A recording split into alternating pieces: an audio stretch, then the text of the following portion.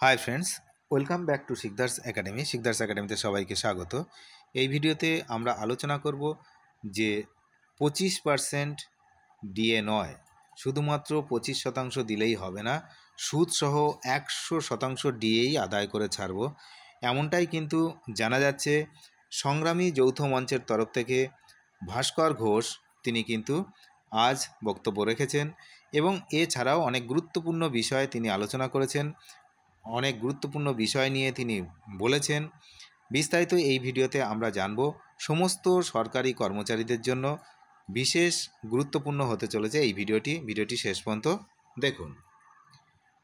রাজ্য সরকারি কর্মীদের মহার্ঘ ভাতা অর্থাৎ ডিএ মামলা এবং অন্যান্য গুরুত্বপূর্ণ অধিকার সংক্রান্ত বিষয়ে সম্প্রতি উল্লেখযোগ্য মন্তব্য করেছেন সংগ্রামী যৌথ মঞ্চের আহ্বায়ক ভাস্কর ঘোষ। এক সাক্ষাৎকারে তিনি সুপ্রিম কোর্টের সাম্প্রতিক পরিস্থিতি এবং কর্মীদের বিভিন্ন দাবি দাবা নিয়ে মঞ্চের অবস্থান স্পষ্ট করেছেন।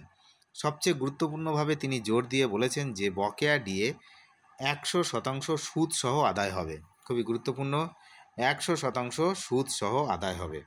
এই ঘোষণা রাজ্যের লক্ষ লক্ষ সরকারি কর্মী এবং অবসরপ্রাপ্তদের জন্য অত্যন্ত তাৎপর্যপূর্ণ। সকলের জন্য ডিএর অধিকার এবং সম্পূর্ণ আদায়ের অঙ্গীকার তিনি করেছেন। সুষ্ঠুস্পষ্টভাবে তিনি জানিয়েছেন যে শুধুমাত্র রাজ্য সরকারি কর্মীরাই নন, বরং পৌরসভা, পঞ্চায়েত, সরকার পোষিত বিদ্যালয় এবং অন্যান্য সমস্ত সরকারি উদ্যোগের কর্মীরাও আইনত মহার্ঘ ভাতার অধিকারী। মঞ্চের পক্ষ থেকে তিনি দ্ব্যর্থহীন ভাষায় ঘোষণা করেন, বকেয়া ডিএর প্রতিটি পয়সা 100% সুদসহ আদায় করা হবে। সংগ্রামী যৌথ মঞ্চ এই বিষয়টি নিশ্চিত করতে বদ্ধপরিকর যে কোনো যোগ্য কর্মী যেন তার ন্যায্য পাওনা থেকে বঞ্চিত না হন। অবসরপ্রাপ্তদের পাশেও মঞ্চ রয়েছে। ডিএ সংক্রান্ত সুবিধা থেকে অবসরপ্রাপ্ত কর্মীদের বঞ্চিত করার কোনো প্রকার চেষ্টা হলে সংগ্রামী যৌথ মঞ্চ তাদের পাশে দাঁড়াবে এবং তাদের অধিকার সুরক্ষিত করতে প্রয়োজনীয় পদক্ষেপ নেবে। এই 100% সুদসহ আদায়ের প্রতিশ্রুতি তাদের ক্ষেত্রেও প্রযোজ্য। সুতরাং যারা অবসরপ্রাপ্ত কর্মী তাদের ক্ষেত্রেও কিন্তু এটি প্রযোজ্য। সরকারের বিভাজন নীতির বিরুদ্ধে হুঁশিয়ারি। তিনি জানেন সরকারের বিভাজন নীতি এর আগেও অনেকবার তিনি দেখেছেন, সেই জন্য তিনি আশঙ্কা প্রকাশ করেছেন এবং বলেছেন যে ভাস্কর ঘোষ আশঙ্কা প্রকাশ করেন যে সরকার কর্মীদের মধ্যে বিভাজন সৃষ্টির চেষ্টা করতে পারে, যেমন কর্মরতদের একাংশকে ডিএ দিয়ে বাকিদের বা অবসরপ্রাপ্তদের না দেওয়া। তিনি দৃঢ়তার সঙ্গে জানান এই ধরনের কোনো পদক্ষেপ সংগ্রামী যৌথ মঞ্চ মেনে নেবে না এবং ঐক্যবদ্ধভাবে তার মোকাবিলা করে সকলের জন্য সম্পূর্ণ পাওনা আদায় করবে।